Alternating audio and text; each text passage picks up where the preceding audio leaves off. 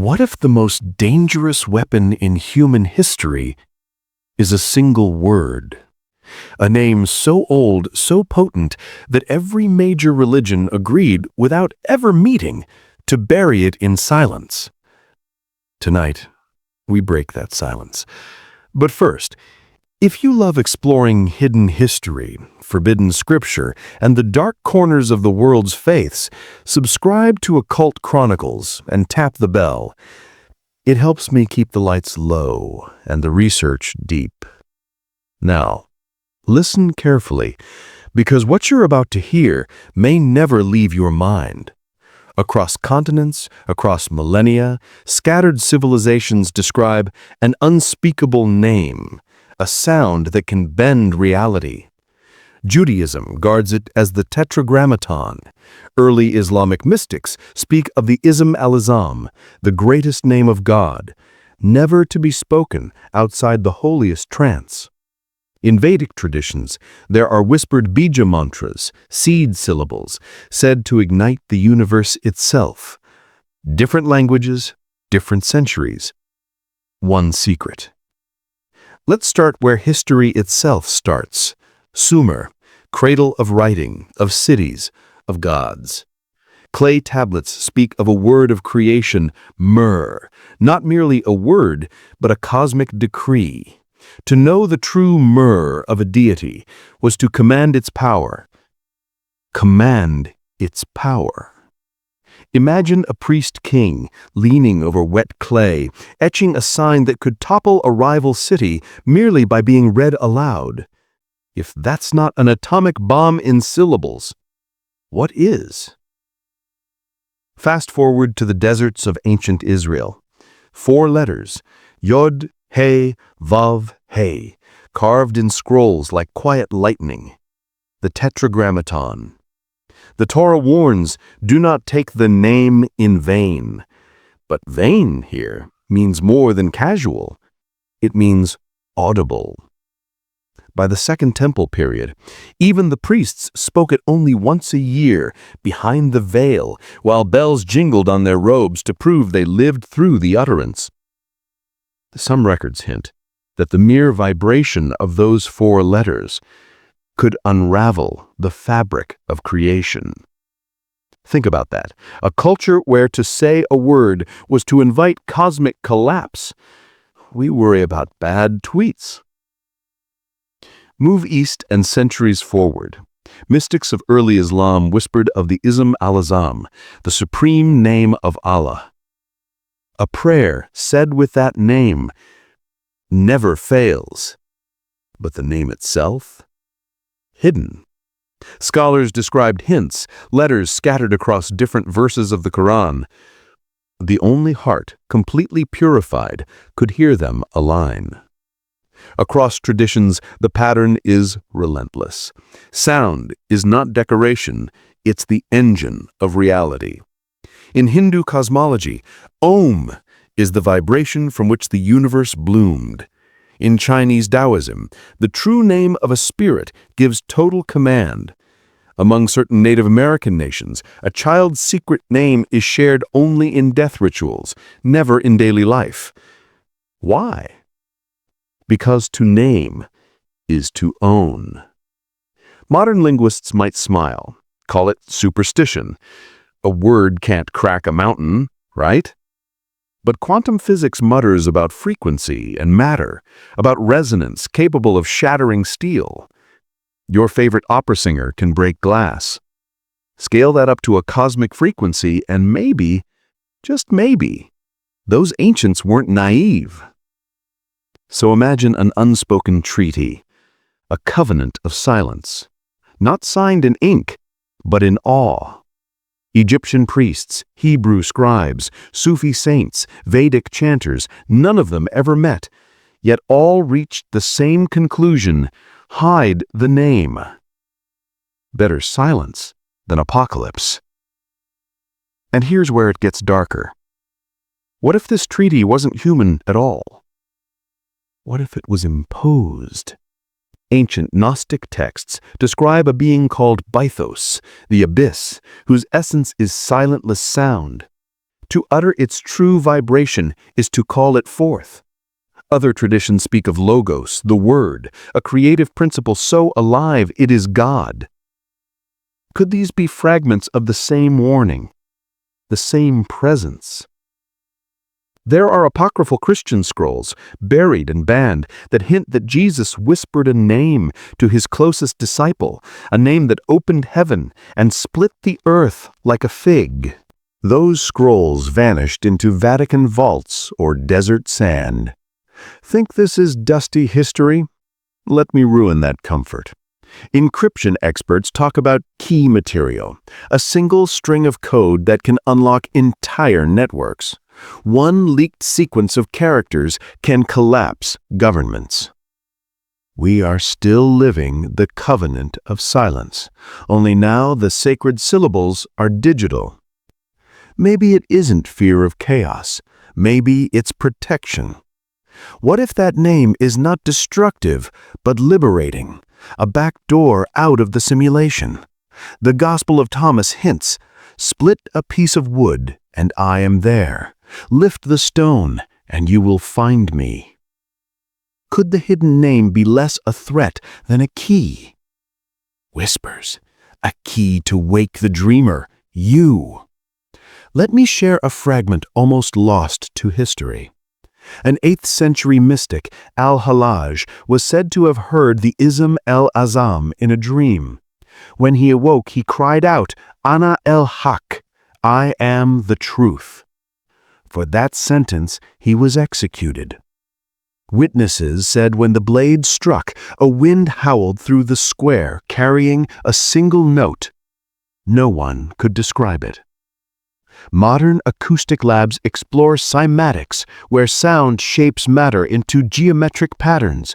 Certain frequencies produce structures uncannily similar to ancient sacred symbols. The ancients didn't have oscilloscopes. They had temples and ears. Suppose the forbidden name is not a word in our alphabet, but a frequency band, a cosmic password. Speak it correctly, and atoms remember the day they were born. Every source warns the danger isn't only outward. Whispers. It changes you, your heartbeat, your perception, your tether to this dimension. Mystics wrote of sudden ecstasy, others of madness. Once the syllable leaves your lips, it never leaves your soul. Some scholars believe clues are scattered in plain view. Initial letters across disparate texts, like stars forming a constellation when seen from the right angle. Psalm fragments, Upanishadic seed sounds, Quranic mysterious letters, Aleph, Lam, Mim. Overlay them, and, some say, the name hums through the spaces between. And so we arrive at the threshold. Thousands of years, hundreds of cultures, one shared decision. Never speak it. Maybe they feared cosmic collapse. Maybe they feared what would answer back. Or maybe, pause, they feared we'd realize who we really are. Because if the true name is spoken and nothing happens, then all their gods were only mirrors. Slow fade. In the next chapter, we'll follow the trail to modern seekers who claim to have pieced the name together, and the terrifying phenomena that followed. The trail of the hidden name does not stop at the threshold of ancient silence. It seeps forward, bleeding through the centuries like an echo that refuses to die. And as we step from the last whispered warning of Part 1 into the flickering lamplight of forgotten archives, we find ourselves staring at the strange persistence of a sound that no one dares pronounce.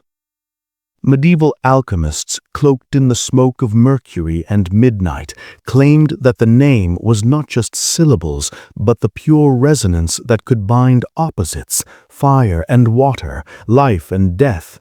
They left cryptic notes in ciphered Latin, their quills scratching feverishly while plague crept through the streets, terrified that the unworthy might stumble on a single vibration that could turn lead into living gold or crack the heavens like glass.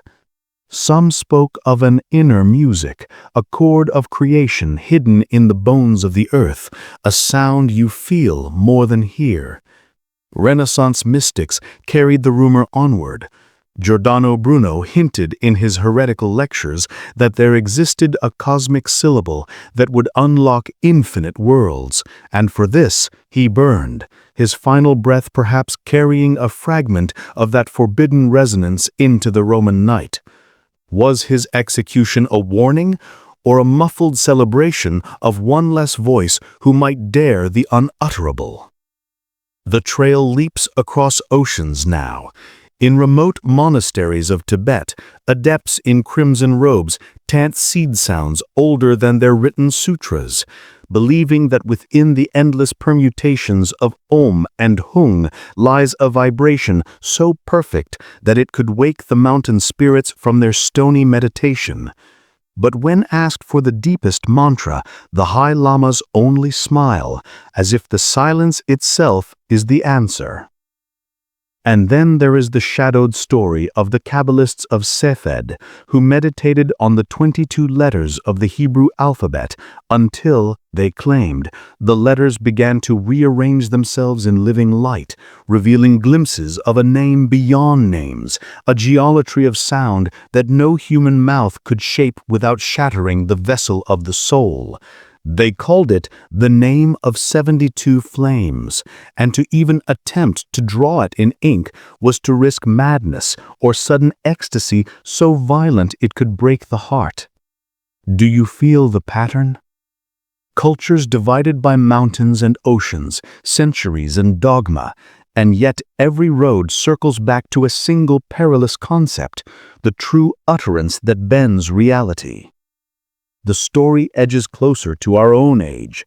19th century spiritualists, those candlelit parlors of Europe and America, reported seances where a voice not of this world whispered strings of vowels that left listeners trembling, as if their very blood remembered something primordial. Newspapers laughed it off as hysteria, but private journals tell of sitters who woke with their names forgotten and a single alien syllable beating in their skulls like a drum. One woman in Boston wrote that after a seance she could hear a pitch too low for air, a resonance that vibrated the iron bed frame until it sang her awake. She died within a year. Her last words lost in a hush her family refused to describe. Enter the modern scientists, thinkers of circuits and mathematics, not incense and prophecy. In the early 20th century, Nikola Tesla scribbled about the music of the spheres, frequencies that might tear the sky if tuned correctly. Some fringe historians insist he discovered a harmonic ratio that opened a brief window of blinding light in his laboratory, a phenomenon he never replicated and quietly abandoned. In classified acoustic experiments during the Cold War, researchers sought resonant destabilization, a fancy phrase for finding the pitch that could dismantle concrete from miles away.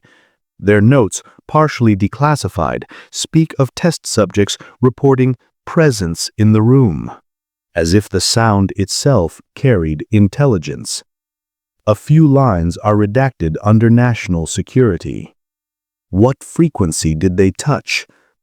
Perhaps closer than we dare imagine. Today, quantum physicists describe reality not as solid, but as vibrating strings of energy. Music at the heart of matter.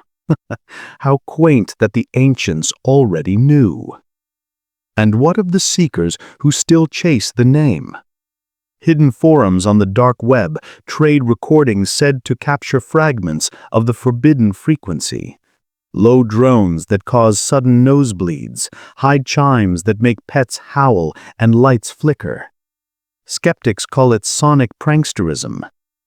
But scattered reports of spontaneous visions, shared dreams, and Whispers of unexplainable disappearances keep the legend alive. A hermit in the Atlas Mountains claims to have found the name in the overlapping calls of desert winds and recites it nightly, though he admits, "I no longer know if I am speaking or being spoken through." His letters stop abruptly 2 winters ago.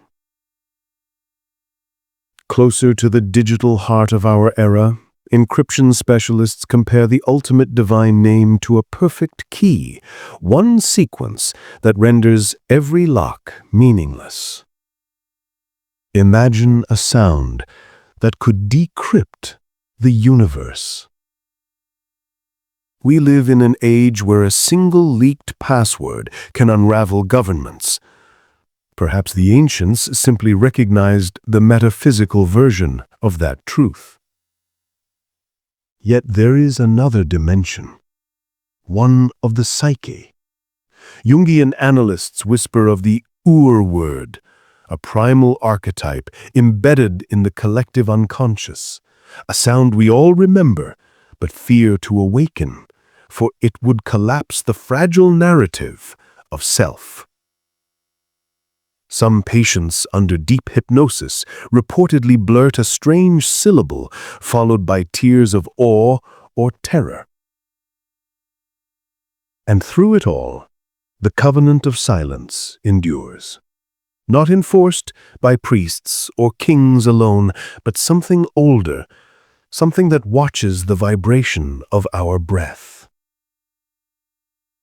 Could it be that the name is not simply hidden, but actively hiding itself?